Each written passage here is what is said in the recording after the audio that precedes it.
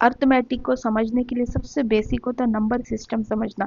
यदि हम number system समझ गए तो बहुत सारा कॉन्सेप्ट हमें आसानी से क्लियर हो जाएगा। नंबर सिस्टम यानी कि दुनिया भर में जितने भी नंबर है, अगर उसको हम लोग एक जगह में रखेंगे तो उस चीज को हम लोग नंबर सिस्टम बोलेंगे।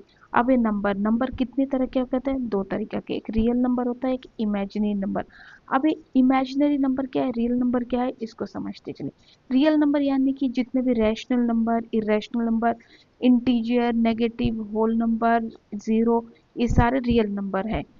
हम नेक्स्ट चलेंगे, समझेंगे कि ये रियल नंबर क्या है। अब देखते हैं इमेजिनरी नंबर। इमेजिनरी नंबर यानी कि वो नंबर जिसको हम लोग नंबर सिस्टम में नहीं लिख सकते, नंबर लाइन में नहीं लिख सकते, ठीक है।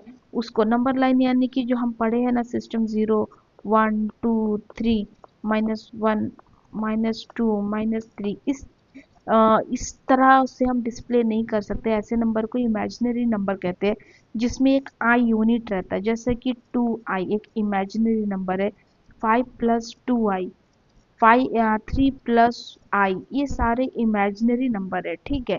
अब देखते चले रैशनल नंबर। रियल नंबर का एक पार्ट कौन सा है? रैशनल नंबर, एक इरेशनल नंबर। रियल नंबर कौन सा है? जिस नंबर को हम लोग नंबर लाइन में हम लोग रिप्रेजेंट कर सकते हैं, वो है हमारा real number. Rational number, rational number यानी कि जिस नंबर को हम लोग p/q फॉर्म में लिख सकते। एग्जाम्पल के लिए 2/5, जिसको हम लोग p/q फॉर्म में लिख सकते, ठीक है। नेक्स्ट एग्जाम्पल क्या हो सकता है? 3/4, p/q फॉर्म में लिख सकते।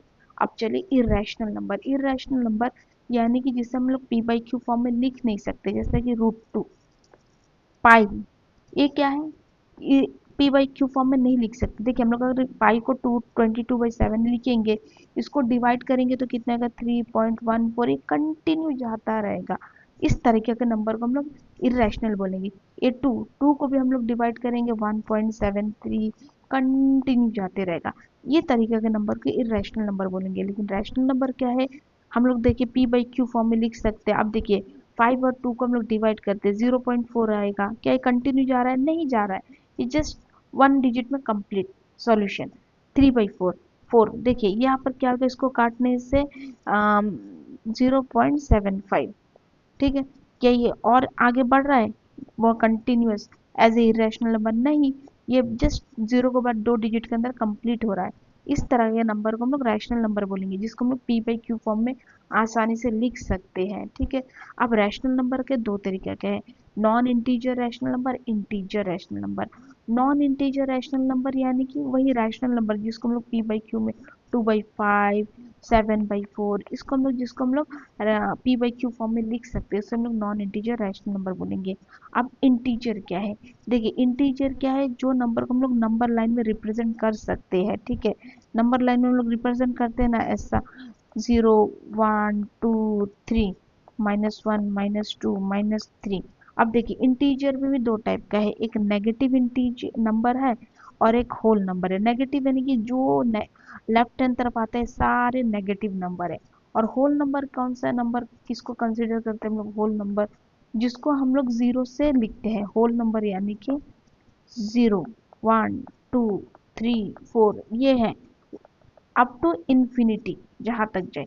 अब होल नंबर का भी डिवीजन दो है, एक जीरो है, ये देखिए जीरो, और नेचुरल नंबर। अगर हम लोग होल नंबर से जीरो को हटा दे तो बाकी जो 1 2 3 अप टू इन्फिनिटी, ये बन जाएगा नेचुरल नंबर, और जीरो, जीरो अलग है। तो ये है पूरा नंबर सिस्टम एक पेज में।